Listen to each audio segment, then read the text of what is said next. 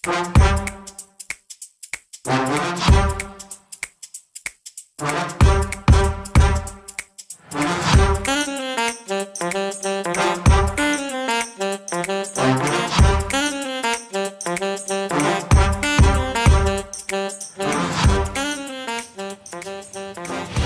day, everyone! I am Regalyn De Ruiz. And I am Yevas Yeviwela II From STEM 12 Cancer. So now, we are tasked to interview some elders related about the indigenous knowledge and indigenous media. So now we're here at the house of my partner to interview her grandma and grandpa about indigenous knowledge within their community. So let's go!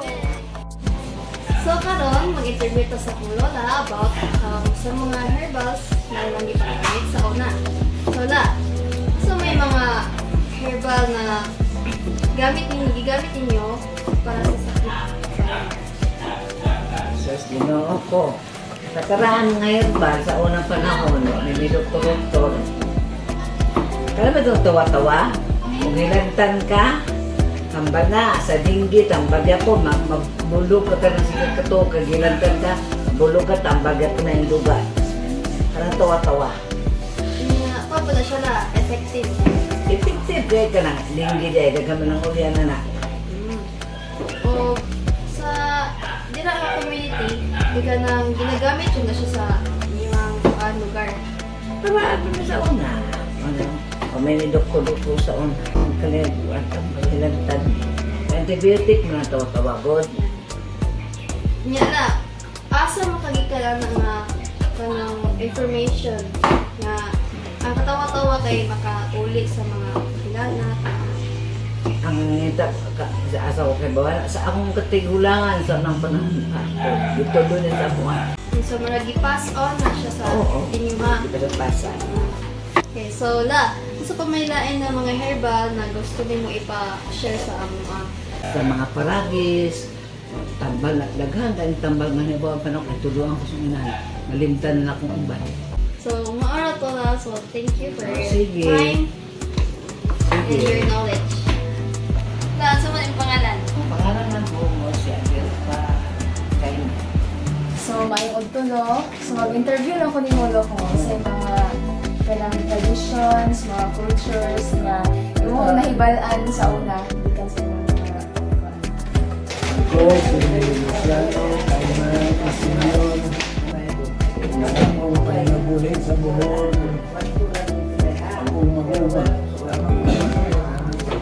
So, sa mga gina-advise sa inyong mga katigulangan nyo about sa kinabuhi, kung say dapat buhaton sa una, Kailangan magdinutan, parang mayo ang kaumaon. so, sa mga ma-share mo sa amo-ano nga wala mi kabalo karon nga generation na very importante kaayo sa panahon sa inyong halin. Lahi ang panahon na ako kung karoon. Kaya ako dito ko nagpuyo sa barangay. Huwag mo tuyo. Kaya ang nagdaan yan ako mo ang pag-ulo. Kanya magtanong ba isulat na yung abuno. Kung sa namatan Panginoon ko, ang mumay, wala pa yung abuno, pero nagka-edad ako mga 15 anyos, 12 anyos, nag-abuno na. Nagkaya ang kami naman kaya kutubong may abuno. So, noon sa ginabuhat ninyo sa mais aron mo mutambog mo dako Doon mo, wala bunglay ba? yung buglayan mo. May pagkona na pagtanong.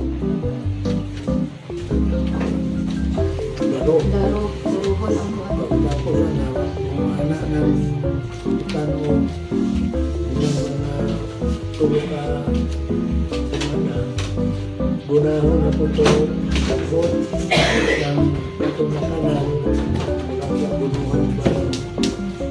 Bunuhan ang tuluan. Sako na siya na dili yung makaapas ang umay kay aw ang luta kay ano na mo, gunahan mo na mo. Nagkitrisyo ang pag-uma. pagkatimag sa kanang humay, kanang magbunga na, bantayan mo, kailangan kayo maya. Susurunin mo pa, mga makatugpa itong maya, ganun, mahulong tukukit ang mga humay. Mga experiences Pagtanong sa humay, o may tungkol sa pagtanong sa humay, sana, utang na kabuno. Pagkabag doha kasi mana kanglot, para makakuha ng sabot. Pasakta na to, halto, anak ko.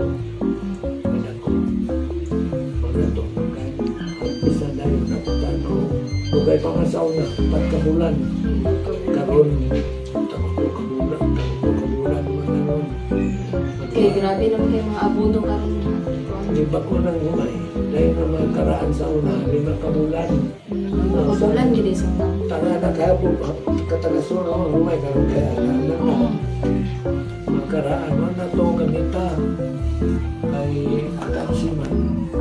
Ano, sa isa katuloy, katuwa na yun ang harvest. Karoon kayo mong katulungan. So lahira gid sa una ang Different siya. sa una. So mo tong experiences sa tatay. Minus po ng kasto. Ay, may spray din naman doon. May spray. Pero nalang. So mo to everyone, mo tong gi-share nga experience ni tatay sa ato salamat tayo sa imong gi-share nga experience nga daghan mig nahibalaan sa imong experience. Ang gi-share. Yay! So it's very important to know about indigenous knowledge that was taught from our elders because we can use it in our time now and it provides us insights about what should we do and apply it in our experiences. So, we should not forget the importance of indigenous knowledge because it plays an important role in our community. So, that is all. Thank you.